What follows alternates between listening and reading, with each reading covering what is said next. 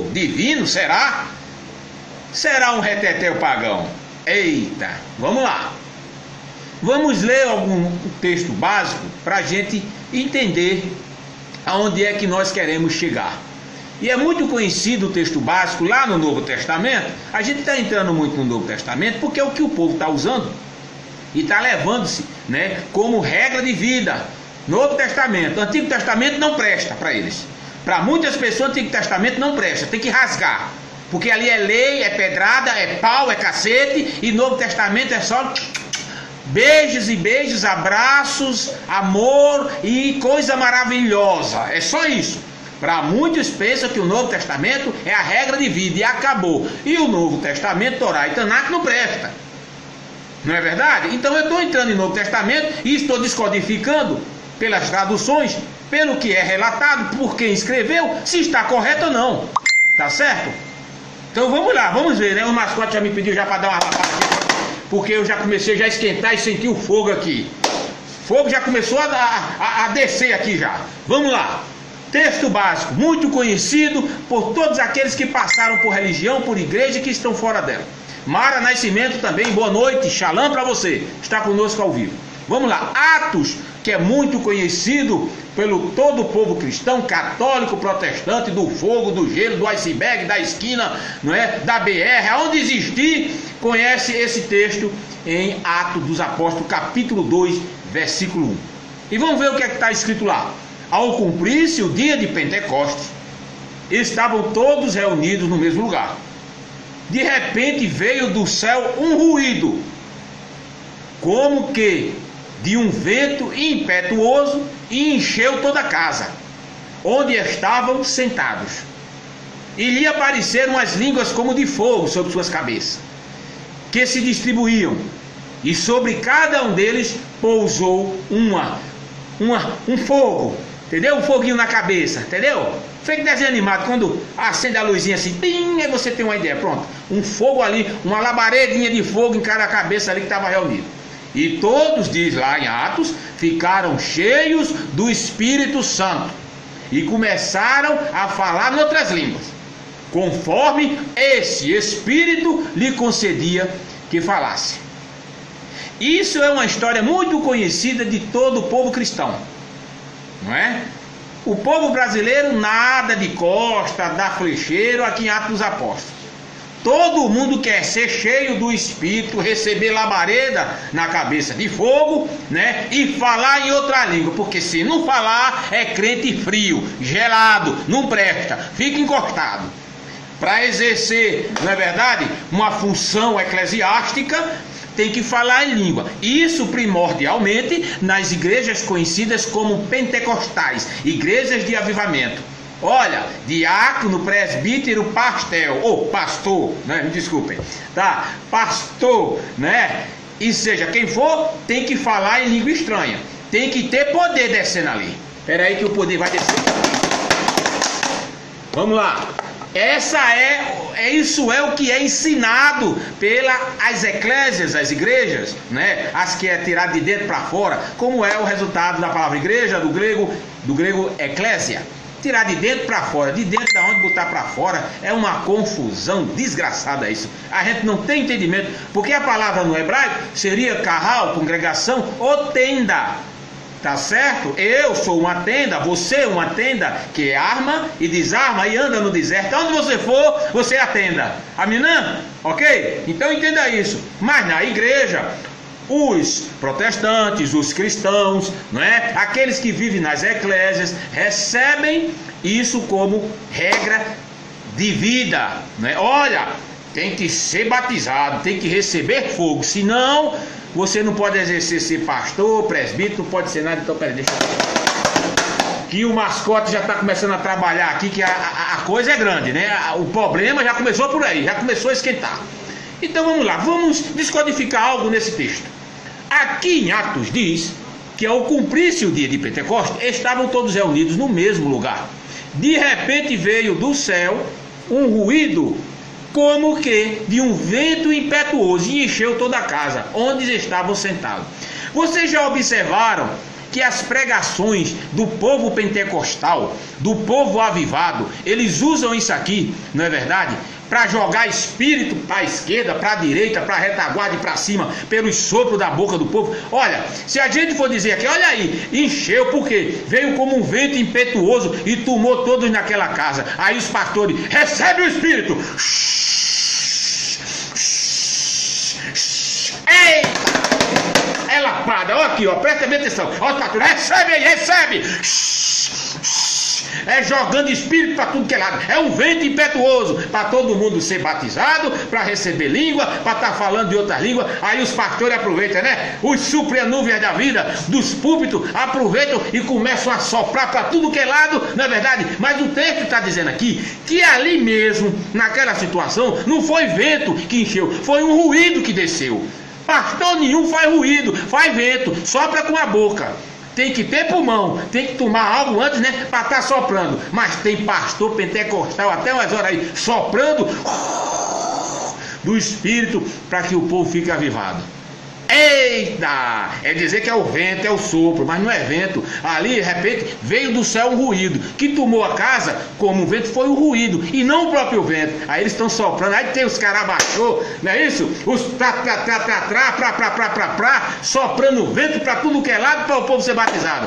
Eita, meu amigo, que situação. Pera aí que os mascotes aqui faísca e fumaça não tem mais, mais um pouquinho, porque o negócio tá sério hoje. O fogo já tá descendo aqui, viu? O fogo já tá descendo. Vamos lá. Se não enche, não foi o vento, por que os pastores vivem soprando para tudo que é lado aí para o povo receber espírito e língua? Eita, meu amigo, o negócio está muito sério, não é? É muito sério, né? Aí diz que encheu toda a casa, mas foi de vento? Não foi o vento, foi o ruído. Veio como ruído. É o que diz lá em Atos dos Apóstolos. Aí diz lá, no texto básico, que todos ficaram cheios do Espírito. Olha, e por estar cheio do Espírito, começaram a falar em outras línguas, conforme o Espírito lhe concedia. Observe que aquele episódio ali em Atos dos Apóstolos está se referindo com a ascensão do tal Messias Jesus, que foi ao céu e mandou o Espírito. A gente já disse aí que não tem Pai, Filho e Espírito, certo? Só existe um, que é o Eterno, Yod-He Vav-He. Ele é Echad, está lá no hebraico, na Torá e Tanakh. Nunca se transformou em três. Houve várias manifestações do seu poder. Aí você pode dizer, mas Jesus era poder, o Messias dele era o poder dele. Nunca foi e nunca será. E nós mostramos por aí, temos provas para isso. Então quer dizer que quem foi ao céu e veio, quem foi é um mentiroso e quem veio também. Tá certo? Porque não existe trindade. Mas eu estou no texto aqui do Novo Testamento para a gente falar mais alguma coisa importante. Tá certo? Vamos lá. Então esse povo ficou cheio do Espírito e tem que falar em línguas estranhas. Agora vem a pergunta, peraí. As igrejas pentecostais que nasceram bem depois do que as tradicionais, como eles mesmos chamam de igrejas frias, geladas, não é verdade? E não vejo nenhum desses caras tradicional tá falando em língua e soprando o vento e muito mal ruído. Você já viu? Peraí que o mascote vai ter... É lapada porque o mascote aqui não está aguentando não, é cipuado, ele não está aguentando hoje. Tá entendendo agora? Presta bem atenção. Então vamos lá. Vamos relatar mais alguma coisa aqui. Muitas pessoas afirmam algo que está por escrita nas Bíblias, ou escrito, existente como tal verdade, meio de vivência. Mas não sabem que por trás dessas linhas, dessas escritas, dessas traduções, existe um número enorme de traduções adulteradas e com infiltrações, feito pelos chamados pais da igreja, pelos copistas. É bom saber que muitos dizem que a festa de Pentecoste era o dia do derramamento do Espírito. Todo cristão crente diz isso. Aonde é errado dizer, pois Pentecoste, certo, já existia bem antes desses relatos canetais dos pais da igreja. Então olha, presta bem atenção, ali só existia Arudim, judeu. Nessa festa, que o nome Pentecoste já é uma transformação, nós vamos falar mais à frente. Mas nessa festa, era muitas pessoas que iriam para essa festa, na área de comércio. Tá? Agora, quero dizer o quê? Que ali eram os Yahudins, que trabalhavam e estavam na cidade. Era um povo de língua hebraica, ok? Vamos lá. Então vamos lá. Mas o que era Pentecoste? Pentecoste era uma das celebrações mais importantes do calendário cristão, segundo o cristianismo comemora, segundo esta crença, a descida do tal Espírito sobre aqueles homens chamados de apóstolos do tal Jesus Cristo e sobre Maria, sua mãe. O Pentecoste é celebrado 50 dias depois do domingo de Páscoa. O dia de Pentecoste ocorre no 7º dia depois do dia da ascensão do tal Jesus. Isto porque ele ficou 40 dias após a ressurreição, dando o último ensinamento a seus discípulos. Somando os 3 dias em que ficou na sepultura, somam 43 dias para os 50 dias, que se completam da Páscoa até o último dia da grande festa de Pentecostes. Isso é o que diz o cristianismo e lá na escrita dos copistas. Sobre 7 dias. E foram estes 7 dias em que os discípulos permaneceram no cenáculo até a descida do Espírito Santo, dia de Pentecostes. Mas o que a história real do povo Yahudim judeu informa sobre esta festa? Pentecoste é história e simbolicamente ligado ao festival judaico da colheita, que comemora a entrega dos 10 mandamentos no Monte Sinai, 50 dias depois do Êxodo. É isso que os Yahudim mostram. Ai, faísca e fumaça, segura aí, entendeu? Então vamos lá, muito diferente do que se ensina e se faz pelas religiões cristãs. Vamos lá, Pentecoste é o nome de uma festa do antigo calendário bíblico, escritural, que está lá em Êxodo 23, 14 a 17, 34, 18 a 23. Originalmente essa festa é referida com vários nomes: festa da colheita ou cega. No hebraico é Hag Hagsir, por se tratar de uma colheita de grãos, e cevada, trigo. Essa festa ganhou esse nome em Êxodo 23, 16. Festa das semanas no hebraico, Hag Shabuot. A razão desse nome está no período de tempo entre a Pésach e esta festa, que é de 7 semanas. Esta festa acontece 50 dias depois da Páscoa, com a colheita da cevada. O encerramento acontece com a colheita de trigo, como está lá em Êxodo 34, 22, Números 28, 26, Deuteronômio 16, 10. Não é verdade? Também o dia das primícias dos frutos, no hebraico é Yom HaBikurim, Esse nome tem sua razão de ser na entrega de uma oferta voluntária ao Altíssimo, dos primeiros frutos da terra colhidos naquela saga. Está lá em Números 28, 26.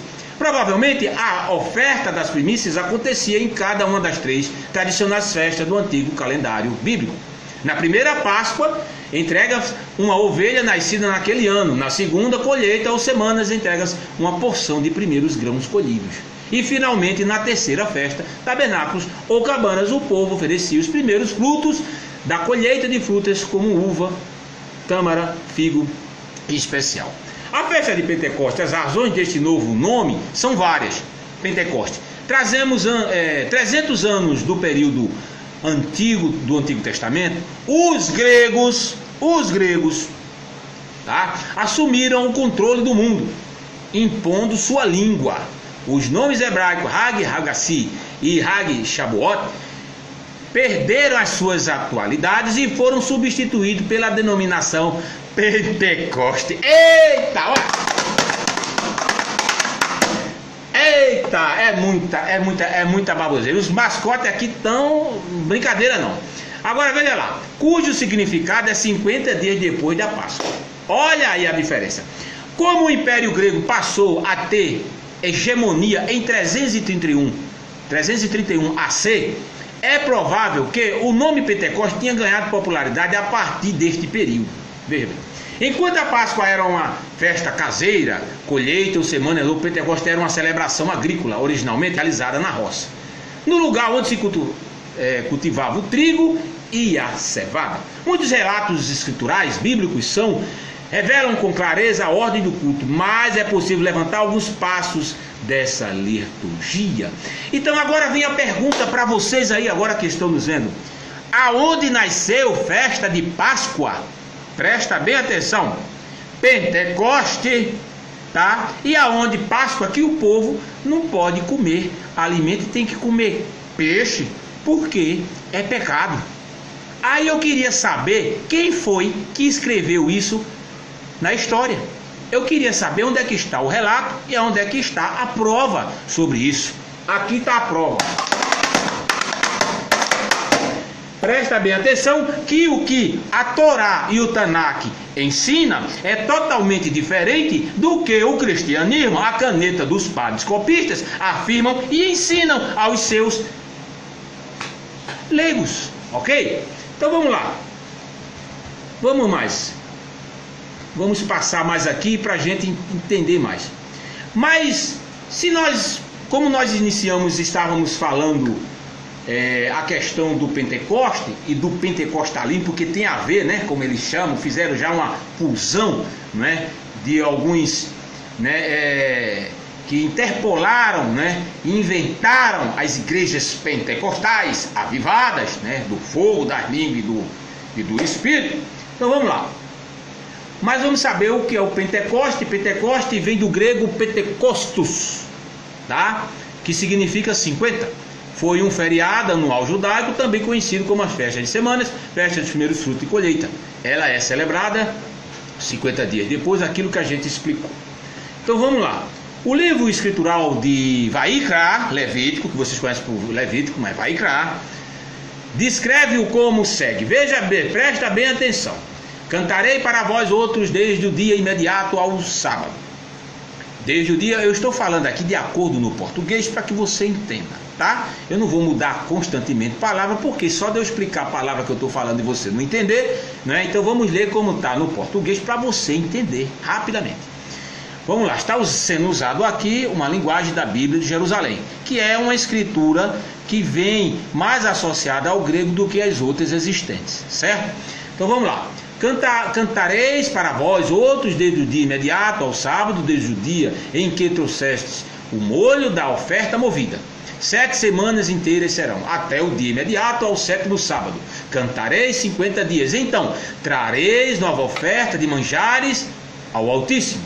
Das vossas moradas trarei 2 pães para serem movidos, de 2 dízimas e 1 efa de farinha. Serão levados, se cozerão. São primícias ao Altíssimo, como pão ofereceis 7 cordeiros sem defeito de 1 ano, e 1 novilho e 2 carneiros. Holocausto serão ao Altíssimo, com a sua oferta de manjares e as suas libações. Isso aqui vamos, né, deixar que é de Levítico, que está em 23, de 15 a 22.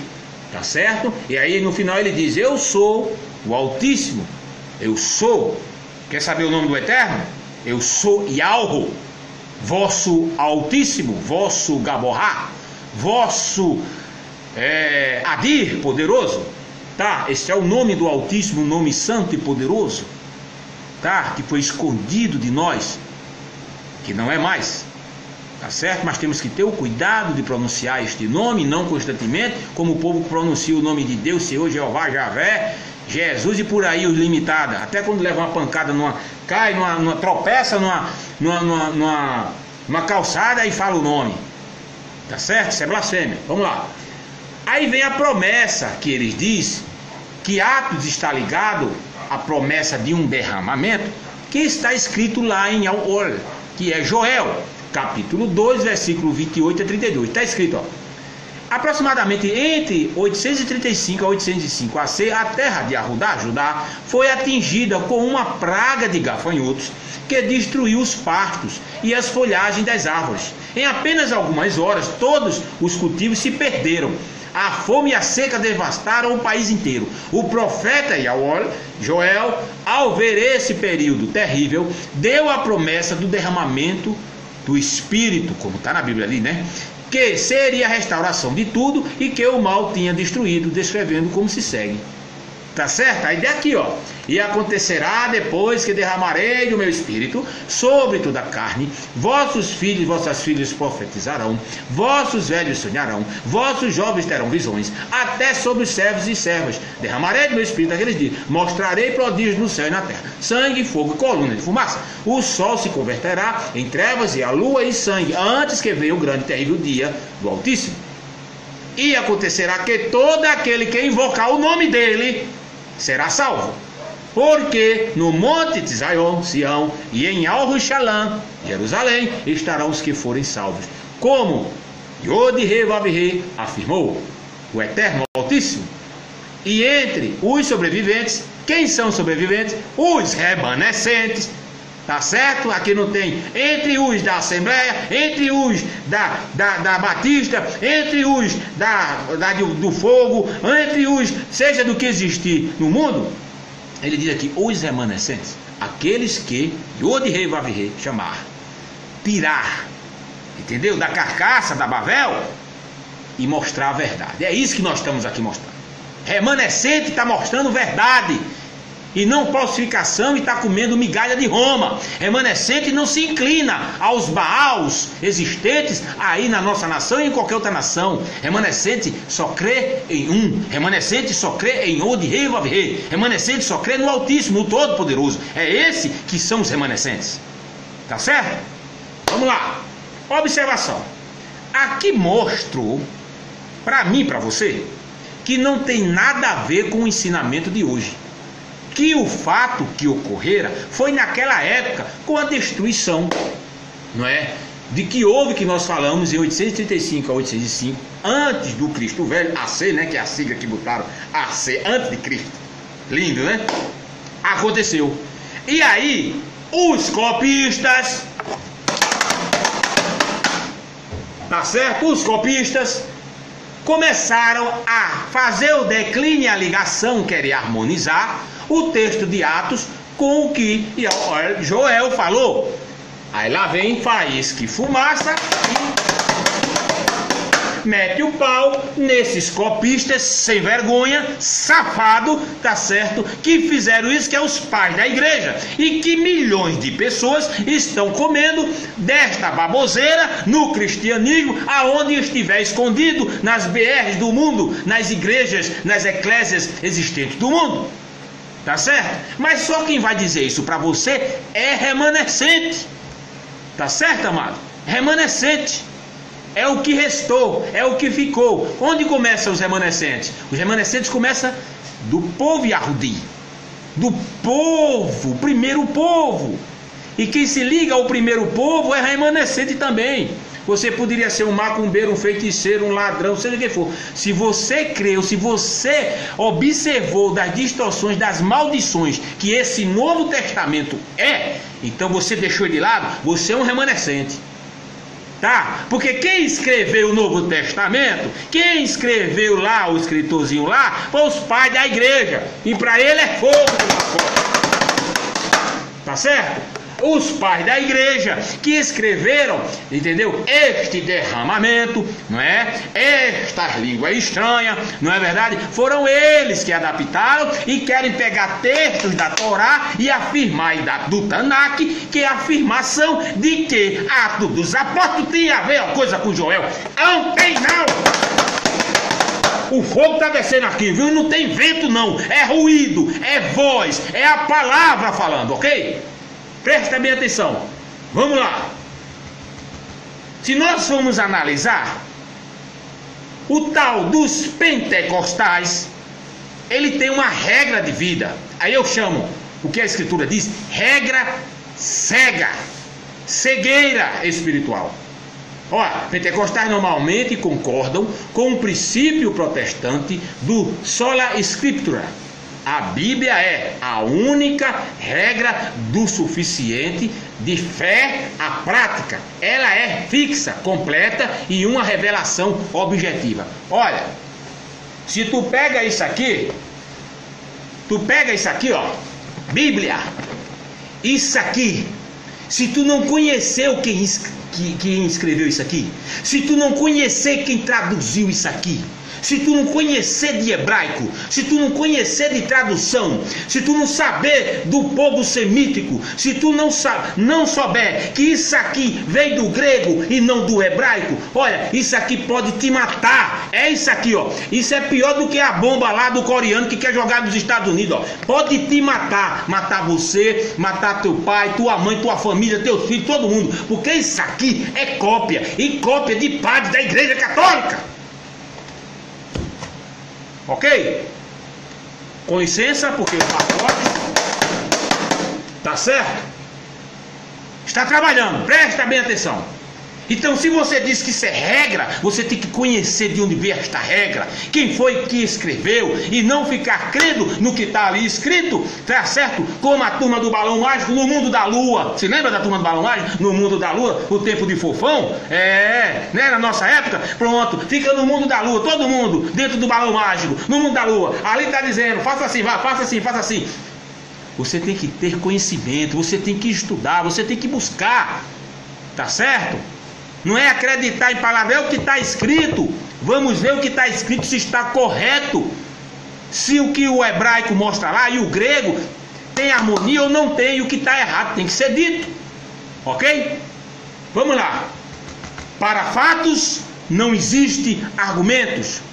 Argumentos religiosos de usar capítulo e versículo para querer detonar você, me detonar alguém da sua rua, para puxar a sardinha para jogar lá para dentro da sua igreja lá, né? Para dentro do caldeirão, não é isso? Das línguas estranhas, do poder do Espírito, é muito bom. Capítulo e versículo, capítulo e versículo, capítulo e versículo. É assim que o povo faz, para detonar uns aos outros. Ninguém se compreende. É uma Babel, é uma mentira, tá certo? Que está sendo levada a um povo que infelizmente é ignorante no conhecimento das escrituras e ignorante como homem. Porque o que tem de gente ignorante não é brincadeira não. Tá certo? Mulher ignorante tem muita. Então, ó, presta bem atenção que hoje é fogo, tá? Vamos lá. Vamos lá. A crença de que o dom de profecia continua a ser dado aos crentes em tempos pós-bíblicos. A profecia não é compreendida pelos pentecostais como uma capacidade de pregar, embora a profecia e a pregação possam sobreviver. Às vezes, pentecostais definem profecia como uma manifestação espontânea graça de Deus, por revelação. Presta bem atenção. Às vezes como a visão, em outros momentos no sentido do pensamento. Ora, presta bem atenção que você vai ouvir aqui agora. Como todos os dons, a profecia é dada à comunidade cristã para encorajar e fortalecer a sua fé. Quer dizer, a profetada vem, tá lá o erro escrito, aí o cara começa a dar a profetada para você, não é verdade? Quantas pessoas aí têm recebido profetada, aguardando um namoro, aguardando um casamento, né? Aguardando se faz isso ou não faz, não é verdade? Profetada, tem exercido sobre a sua vida, né, um declínio espiritual, um declínio, né, de não ter mais vontade de avançar por causa de certas profetadas que tem se falado aí, não é verdade? Muita gente está nisso, está lá morrendo, não tem conhecimento, está lá morrendo, comendo as migalhas de Roma. A profecia sempre está subserviente e sob a autoridade das escrituras. Aonde? Qual autoridade de escritura? Eu quero saber que essas profetadas que está aí, tá autoridade de quem? A quem estão clamando? A quem estão buscando? Estão crendo num Deus homem, sem vergonha, mentiroso, que não veio, uma história muito bonita, um personagem falso, tá certo? Um personagem inventado por Roma, tá certo? Um personagem que é contra as escrituras e, como ele mesmo diz, sendo judeu e Arrudim vai contra os preceitos judaicos, tá certo? Para quê? Para salvar o mundo? Nós fizemos um estudo aí. Ele não veio, e como é que vai voltar? Muito mal para salvar o mundo. O mundo está merecendo, sabe o que? É as bombas lá do coreano ou dos Estados Unidos. Bomba com bomba. Por quê? Porque é isso que você está vendo aí, é o mundo. Agora ele sempre amou a nação, que era a nação de Israel. E aí como é que fica? A Torá fala de uma coisa, e o Tanakh, o Antigo Testamento. Aí vem o Novo Testamento, faz um esboço de um amor e de uma salvação mentirosa. Como é que o cristianismo quer harmonizar o Antigo Testamento para com o Novo, que não tem harmonia nenhuma? Por quê? Por quê? Porque o Antigo Testamento foi relato dos profetas. Mas o Novo Testamento foi relato de quem? Ah, de Paulo, de Pedro, que Paulo é um salafrário, sem vergonha. A gente já mostrou que esse Paulo, esse Saulo aí, nunca foi o Shaul verdadeiro. Tá certo? Os escritos de Paulo, todo mundo está seguindo a Paulo. Paulo está botando Jesus no bolso. Olha aqui, ó. O fogo está descendo. Então, amados, quem vai atrás de Paulo está indo contra Jesus. E quem vai atrás de Jesus fica contra Paulo. Aí fica o povo, Paulo, Jesus, Jesus, Paulo, Paulo, só Jesus. Não sabe o que está acontecendo ali porque não busca, porque não vai estudar, porque não quer estudar. O povo brasileiro é aquele que às vezes gosta de tudo prontinho, na boquinha. Tome, tá prontinho. Não é verdade? E não quer buscar.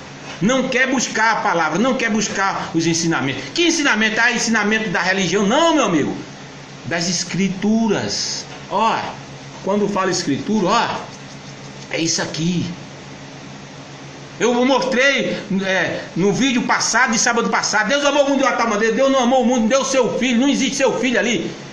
O Altíssimo nunca teve filho. Ali é para estar escrito totalmente, ainda errado. Está lá no correto do grego. Deus deu filho. Mas que filho?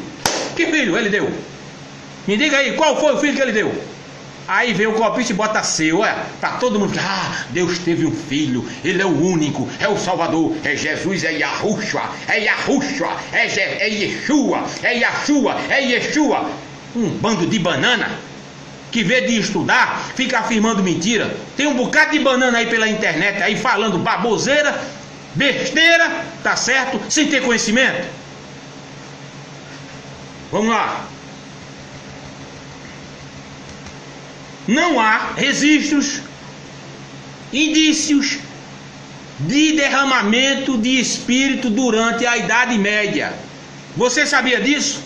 O espírito só caiu ali. Aí na Idade Média ele desapareceu. Eu acho que ele foi fazer uma viagem pelas Bahamas, não é? Foi fazer uma viagem lá pelos estrangeiros aí, esse espírito, que na Idade Média ele desapareceu. Derramamento de espírito não, tinha derramamento de sangue. Tudo em nome de Jesus das Cruzadas. Presta bem atenção. Vamos lá. Xalã Henrique, Xalã Denilson, um abraço para vocês. Gabriel Furtado também. Xalã, vamos lá. Aí eu pergunto a você.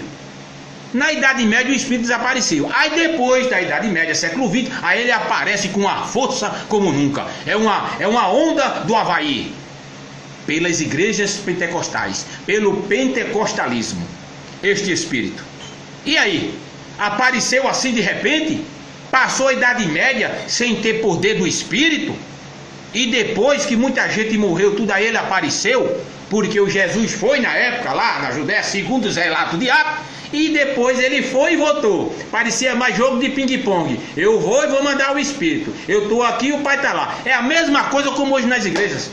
Eu fui participante de igreja pentecostal e era evangelista e sei. Sabe o que os caras fazem? Olha, senta aí que o pai vai falar. Olha, cala a boca, senta aí que agora é o filho. Olha, cala a boca, senta aí que agora é o espírito. É a maior vergonhice. Você está entendendo o que eu estou querendo dizer? É essa situação que está acontecendo dentro das igrejas, do cristianismo. Eu não tenho nada com a vida de ninguém. Mas quanto aos erros dos ensinamentos, eu vou longe. E vou aqui, ó, com os mascotes aí dando lapada para tudo que é lado aí. Tá entendendo? Por quê? Porque a mentira tem perna curta. Tá certo? Tem muita gente aí ensinando mentira. Olha, meus irmãos, minhas irmãs, me ajudam, pedindo ajuda, meus irmãos, venham cá. Tá certo? E não quer abrir a consciência. Olha, não, olha, tem gente, sabe, que já me falaram, eu não vou dizer quem é, mas já me falaram, olha, eu não consigo deixar Yahushua o Messias. Eu estou vendo que algo tá sendo falado, é verdade, mas eu não consigo deixar ele. Então vai morrer com ele, meu amigo. Abraçadinho, dentro do paletó de madeira. Porque é ignorante, cabeça dura e não tem humildade para reconhecer que está errado. Porque a Escritura está mostrando. Tu pega a Torá e a Tanakh e pega o Novo Testamento, tu vai ver que é uma coisa totalmente diferente. Ou será que eu estou ficando maluco? Como muitos aí chamaram, esse cara está ficando maluco? Nós estamos provando, meu amigo, minha amiga, Entendeu? Eu quero ver você bem, ó, assim, ó, tá certo? Consciente. O Eterno te deu inteligência, entendeu? Para tu pensar e agir, e não ser manobrado. Quer ser mais um manobrada, não é? Lá na sua igreja, lá pelo seu pastor, a doutrina do medo fazendo medo a você. Não é isso? Vamos lá. Vamos falar desse pentecostalismo um pouco. Pentecostalismo histórico moderno, conjunto de igrejas cristãs a partir do século XX. Começaram a enfatizar o sentido da presença do Espírito Santo e a praticar a glossolalia. A gente vai chegar lá, viu? Conhecida como o pentecostalismo clássico, abrangeu o período de 1910 a 1950. Iniciou-se com uma implantação no país decorrente da fundação da Congregação Cristã no Brasil e da tal Assembleia de Deus, né, como chamam, por sinal os assembleístas. Vamos dar uma paradinha aqui, né, porque não tem como, não falar isso. Os assembleístas se acham os santos da terra, porque é mais fácil a roupa deles subir e eles ficarem no tal arrebatamento mitológico que eles creem do Novo Testamento. Eles ficam e a roupa sobe. É uma situação. Pera aí que o mascote tem jeito. É lapada, não tem jeito mesmo. Hoje o negócio tá sério mesmo. Tá fogo aqui, o fogo tá descendo. Aqui verdadeiramente é o verdadeiro Pentecoste. Vamos lá. Presta bem atenção. Então vamos lá. Até a difusão pelo território nacional. Desde o início, ambas igrejas caracterizaram pelo anticatolicismo, né? Pela ênfase da crença do batismo do Espírito e por uma crença que rejeita valores do mundo e defende a plenitude da vida moral e espiritual, né? Um tal de cidadão francês Comberg e Wingren, né, que eram dois ex-anabatistas, tiveram matriz pentecostal comum. Matriz não, olha, eles eram batistas, batista do gelo. Aí diz a história, tá? A história contada, falada, entendeu agora? Eu quero ver o registro. Que esses caras, tá entendendo? Como foi que eles receberam a ação do Espírito para trazer e formalizar a Assembleia de Deus aqui? Tá entendendo agora? Olha, é porque o cidadão lá recebeu o Espírito e começou a malhar e falar e o poder descer. É isso que tá hoje aí, ó. Esses caras receberam a manifestação pentecostal. Veja que situação. Você, assembleísta, que pode estar pegando esse vídeo aí e ver, correndo atrás dos movimentos e da verdade, da escritura, da história, não lhe interessa. Você só quer saber, tá pulando feito um macaco, feito um orangotango dentro de uma igreja de 4 paredes, correndo atrás de fogo, de língua e de espírito. É isso que os pentecostais gostam disso, para chamar a atenção e dizer que é um diferencial, porque o poder está ali. Mas vamos mais à frente, vamos saber se a gente já está mostrando aqui que isso não é poder, não. Isso é retetel pagão. Pera aí que os mascotes já mandou. Não tem como, faísca e fumaça hoje trabalha, não pode ter maneira nenhuma, não é? Então vamos lá. Então, pentecostalismo.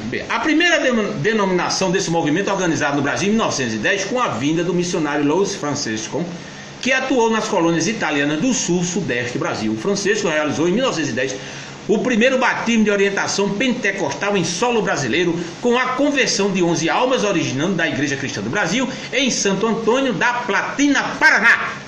E no mesmo ano inicia esta igreja no bairro do Brás, em São Paulo. Olha, observa que esses tais desses missionários, né? Tá certo?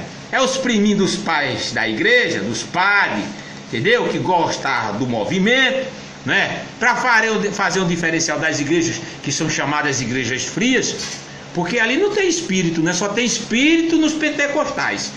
Ali não tem espírito, né? E nem tem língua estranha. Então o negócio não vai, né? Tem que ter língua estranha, espírito e reteté, né? Reteté? Tem que ter reteté, né? Para dizer que é forte o negócio, né? Tem que ter o reteté. O reteté tem que bater o reteté, né? O xarapacatatá, né? Para dizer que o fogo desce, como foi lá em Pentecostes. Lá, o relato lá do grego diz que estavam tudo sentados, tudo tal. Mas hoje não. Lá foi um ruído. Aos pastorinhos que diz que é o vento. Aí, recebe! Começam a soprar, é o fogo descendo. É isso que está dentro da igreja. É isso que o povo está comendo. O povo está comendo a mesma coisa que o governo está dando agora: corrupção, mentira, safadeza, engano, né? É isso que o povo está comendo lá dentro das igrejas. Do mesmo jeito que está o governo brasileiro, o governo dele, porque não é meu não, esse não é meu governo não, tá certo? Não é não, tá certo? E nem seu. O governo dele, da corrupção, está no mesmo jeito na sua Bíblia. Na Bíblia de João Ferreira de Almeida, na Bíblia da Igreja Pentecostal, da Batista, da Presbiteriana, de Calvino, né? E por aí se vai, tá do mesmo jeito. Tá certo? Esta é a situação. Vamos lá. Vamos lá aprender mais aqui mais um pouco.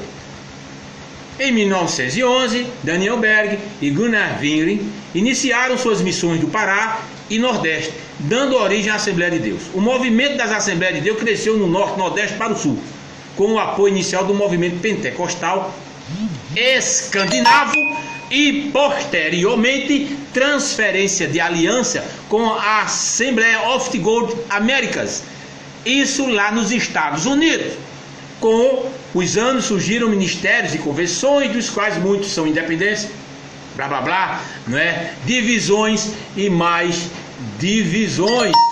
É isso que mostra lá a situação, não é? Vamos para outro texto importante, ainda ligado a algo de fogo, não é? Porque nós não chegamos nem na metade ainda, mas não vou dizer tudo, né? Mas a gente vai deixar algo aqui bom para vocês. Vamos lá. Mateus capítulo 3:11, Lucas 3:16, não é? E vamos ler o que está escrito lá. Mateus 3:11, olha: eu, na verdade, vos batizo em água, na base do arrependimento, mas aquele que vem após mim é mais poderoso do que eu, que nem sou digno de levar-lhe as alparcas, ele vos batizará no Espírito Santo e em fogo. Está lá em Mateus, na sua Bíblia, na Bíblia Papânica, está lá na Bíblia Papânica. Vamos lá, Lucas 3:16 está escrito: respondeu João a todos, dizendo: eu, na verdade, vos batizo em água, mas vem aquele que é mais poderoso do que eu, de quem não sou digno de desatar as correias das alparcas. Ele vos batizará no Espírito Santo e em fogo. Esses dois textos estão idênticos, não é verdade? Estão idênticos, não é isso? Não está lá idêntico? Não está? Olha, agora nós vamos, sabe para onde? Vamos lá para o texto de Marcos. Presta bem atenção. Mateus e Lucas, os textos estão idênticos. Não está? Está idêntico.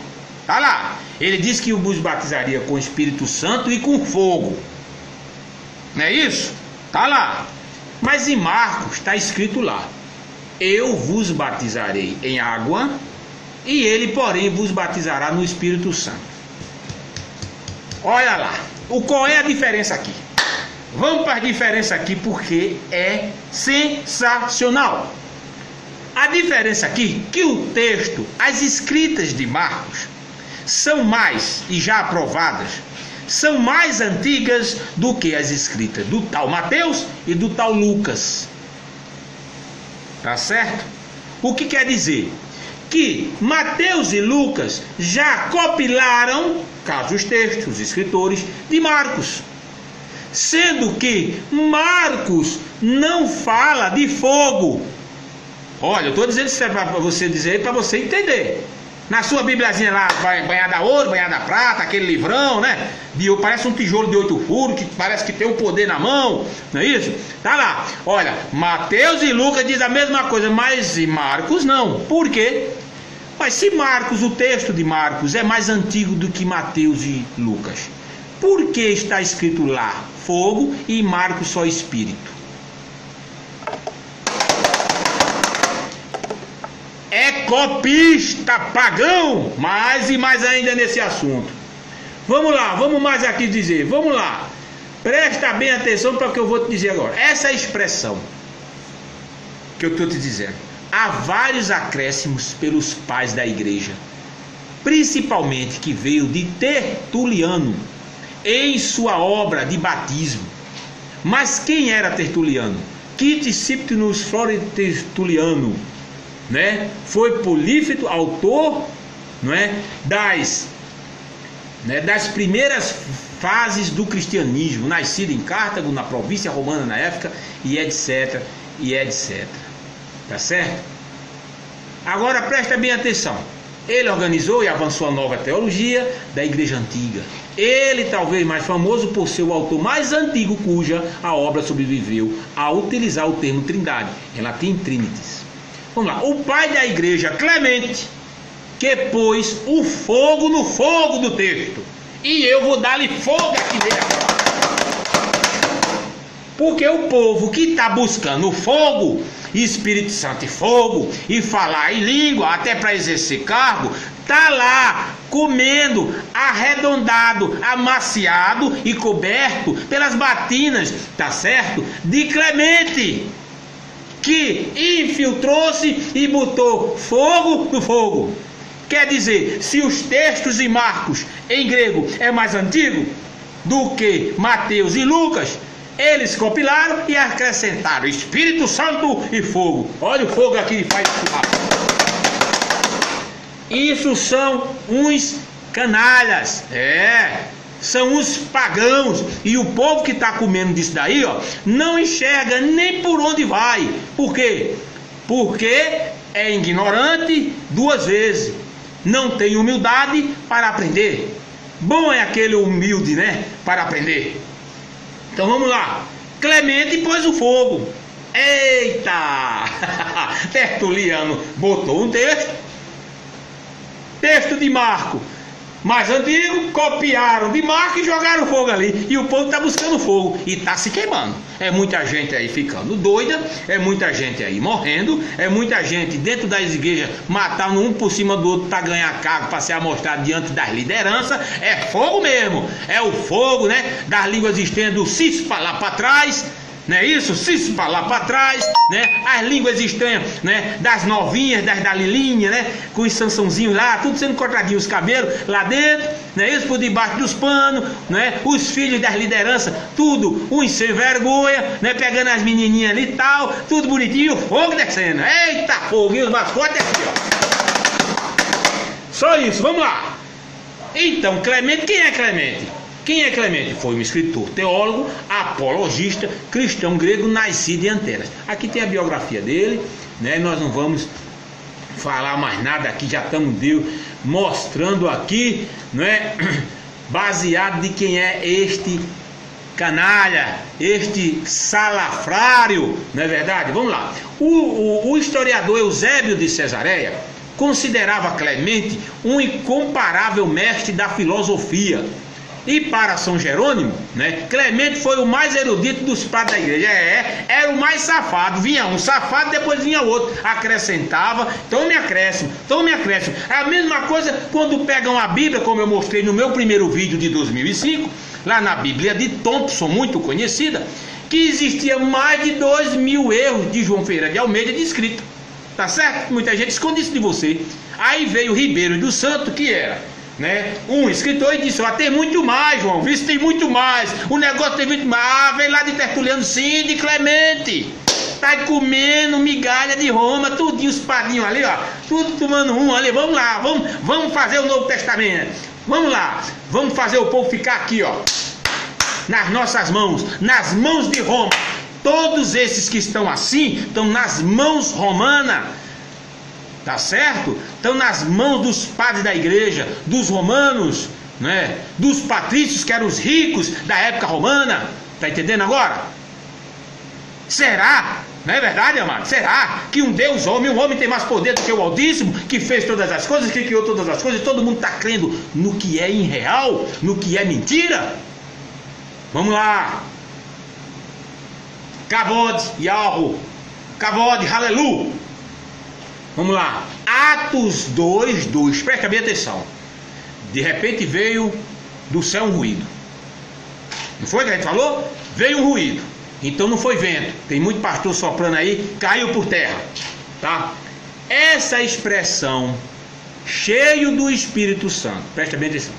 A essa expressão foi também um acréscimo adicionado em manuscritos e versões do papiro no século IV da Vulgata Etiópica, deixando bem claro que batismo no Espírito Santo e com fogo é um acréscimo proposital dos pais da igreja romana. Agora aqui, ó.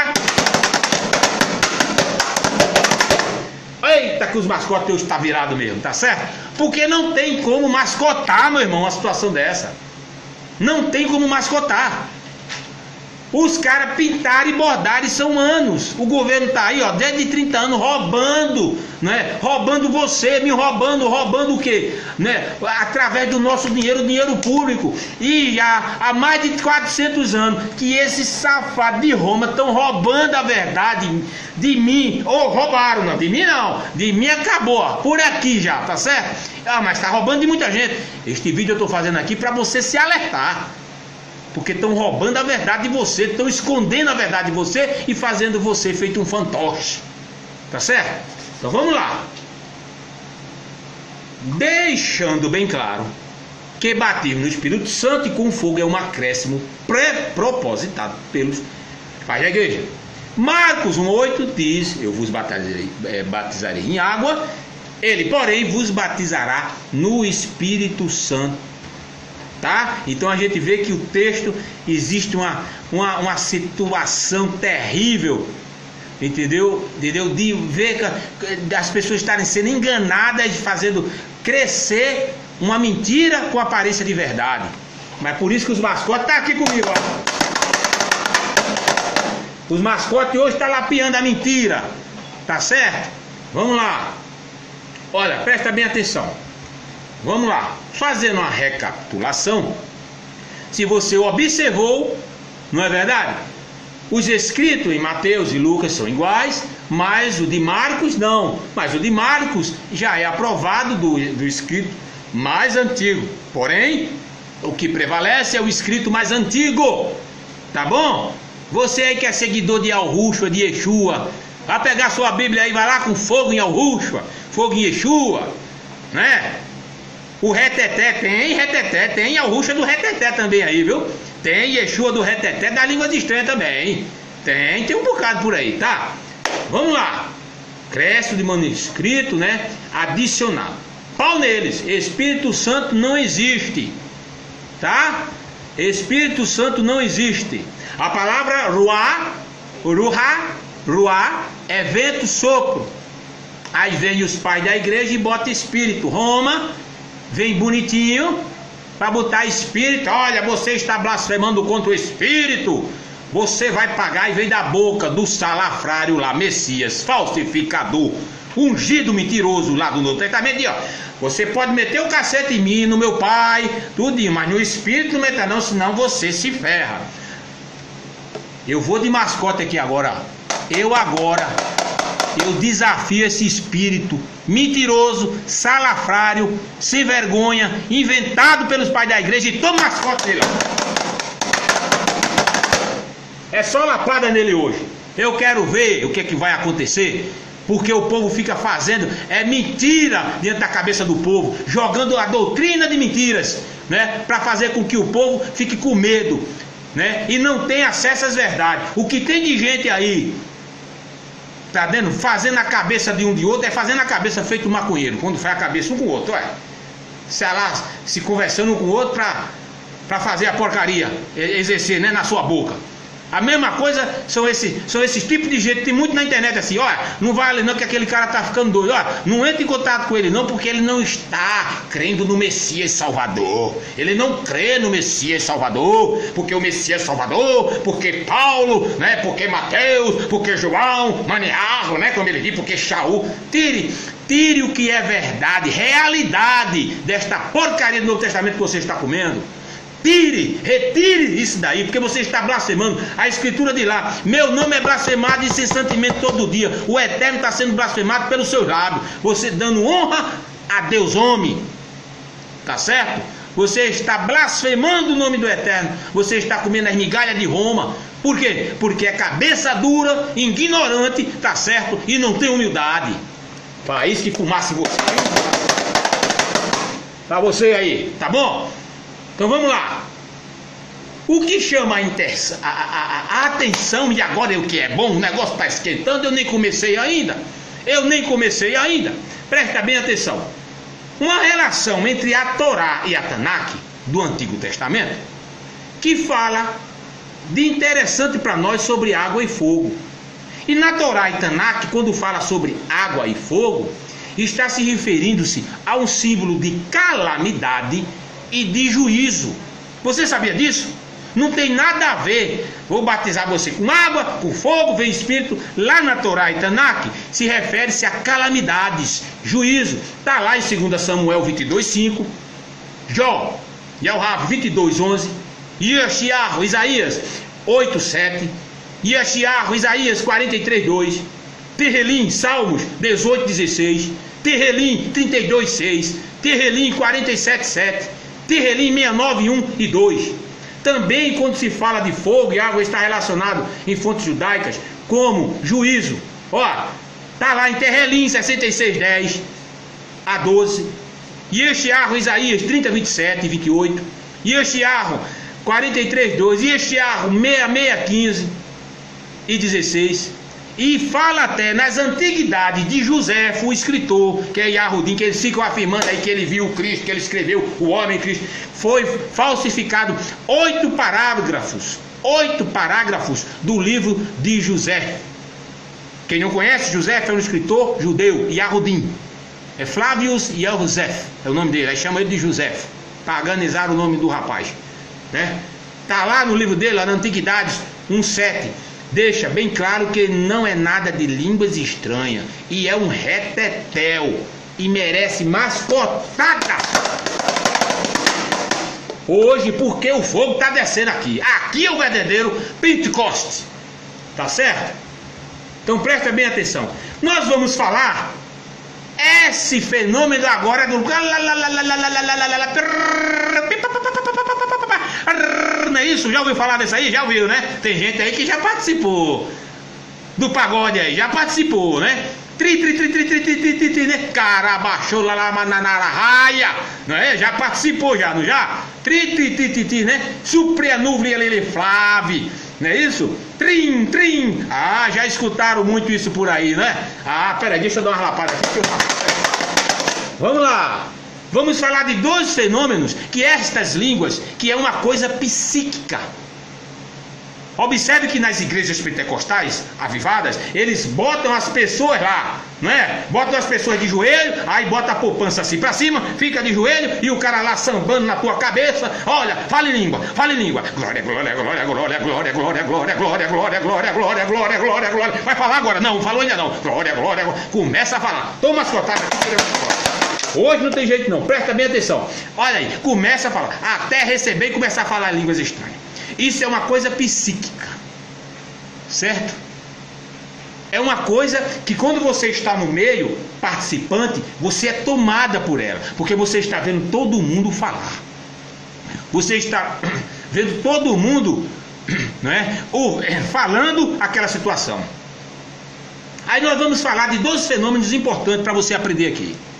Presta bem atenção. Fenômeno 1, xenoglossia, do grego de xen, estranho, e estrangeiro, gloss, significa língua. Olha, consiste no falar de forma espontânea, em língua ou em línguas, que não foram previamente aprendidas. Tem pessoas que falam palavras do estrangeiro sem saber. Isso se chama xenoglossia. Vamos lá. E também um suposto fenômeno metapsíquico, no qual uma pessoa seria capaz de falar idiomas que nunca aprendeu, conforme Ernesto Bozano, pesquisador da metapsíquica, informa na introdução do seu livro Xenoglossia, que é um termo que foi criado pelo fisiologista Charles Robert Richer, né, para identificar o fenômeno no qual pessoas falam em línguas que eles, e geralmente o público presente, ignoram, porém que se tratam de línguas existentes hoje ou que existiam no passado. Presta bem atenção. A necessidade de criação de um termo foi devido ao termo glossolalia, então já existente, não ter a restrição de uma língua falada ou escrita do fenômeno observado, sem uma língua real existente hoje ou no passado, pelo fenômeno este que viria a se repetir em outras ocasiões durante os primeiros séculos de existência do cristianismo, mas que seria quase esquecido ao longo dos séculos. Olha, tu vê que falaram lá em língua lá, como está lá em Atos, passou a Idade Média todinha sem falar, e depois do século XX vieram com quente e um fervendo no carabachô, no tititititri, supernúvia lá, Flávia. Mas vem mesmo, xenoglossia. Presta bem atenção. Vamos lá. Xenoglossia.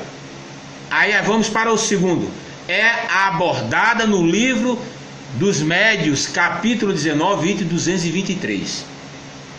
Tá lá falando xenoglossia. O espírito só tem a linguagem do pensamento, não articulada, e portanto usam apenas uma língua. Assim o espírito poderia exprimir-se por via mediúnica numa língua, de uma língua falar, quando vivo. Nesse caso, de onde tira as palavras que emprega? É uma pergunta. Já respondeste a pergunta por ti mesmo, ao dizer que os espíritos só têm uma língua, que é a do pensamento. Vamos lá, presta bem atenção. Falando de xenografia, tem muito mais dados aqui, vamos pular. Vamos agora para o fenômeno glossolalia. Eita, esse daí vai, viu? Vamos lá. Glossolalia significa glossia, do grego. Língua, lalo, significa língua, falar.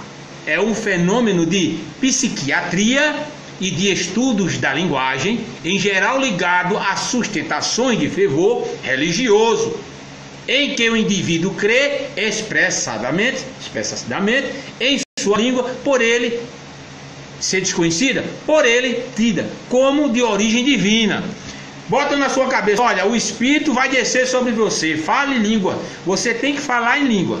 Olha, você vai falar em língua, nós vamos orar aqui, fica entrando na sua cabeça como um ato psíquico. Tá certo? É isso mesmo, Laurindo. 36 anos na Babilônia saiu, né? Aminã. É isso aí, é lapada mesmo. Vamos lá. Então vamos lá. Não é isso, Laurindo Teodoro? Paulo Oliveira, Isaías 11 fala isso. Sim, ainda virá o Machihai, o Machihim, o ungido de Odire, Vavirê, ainda virá. Tá certo? Vamos aí. Não. Vamos lá. O que é a glossolalia? Não é isso? É o nome pelo qual algumas denominações pentecostais e correntes delas, religiosas como a Renovação Carismática Católica, denominam a capacidade de reproduzir o fenômeno chamado por dom de língua. Isso é a glossolalia. Agora vamos ver o sintoma da psiquiatria. Como sintoma psiquiátrico, a glossolalia é uma das manifestações religiosas, tá? Quando o indivíduo parece estar falando uma outra língua, ele produz sons ininteligíveis, porém mantém os aspectos prodóticos da fala normal. Ressalta-se ainda que um caso de glossolalia constitui um dos estudos primordiais de ainda incipiente psicanálise, quando em 1900 o professor suíço Theodore Fromming publicou sua obra Da Índia ao Planeta Marte, estudo sobre um caso de sonambulismo com glossolalia. Olha, religiões, casos psiquiátricos da glossolalia. Presta bem atenção. Fenômenos religiosos modernos, até nos atos associados a delírios religiosos ou sexuais e a hiperreligiosidade, como sintomas de casos de distúrbio bipolar, como a todos. Presta bem atenção. Fenômeno da glossolalia começou no cristianismo, não. O cristianismo só pegou, só se alimentou, só se identificou, harmonizou-se, porque antes do cristianismo, em povos antigos, existia a glossolalia e falavam em línguas. Eita! Vamos aí, meu amigo! Eita, vamos lá! Antes do cristianismo, diversos grupos religiosos praticavam as formas de glossolalia, falar em línguas. No oráculo de Delfos, a Cíbala, sacerdote do deus Apolo, falava com estranhos que se supunham ser mensagem do Deus. Textos gnósticos do período do Império Romano possuem fórmulas silibáticas como e etc. Crê-se que tais seriam transliterações de sons feitos por glossolalia. Atualmente, religiões como o Espiritismo apresentam fenômenos semelhantes, incluindo manifestações de xenoglossia. Fenômenos de glossolalia são observados também no xamanismo, no voodoo haitiano e entre os sufis muçulmanos. Eita, olha lá, é a glossolalia. Aí, vamos dar aqui uma observação importante para nós. O que é então a glossolalia? É um transe, é uma cártase. Esse fenômeno usufrui som sem sentido em estado de transe. A escritura hebraica não se harmoniza a uma recepção de lei com as festas das semanas de Pentecostes, pois somente em época do segundo tempo e a associação começou a ser feita. E o termo glossolalia não era usada pelos profetas. Aí vem aqui a pergunta aqui agora. Quais profetas falavam em línguas? Língua de fogo, para falar com o Eterno.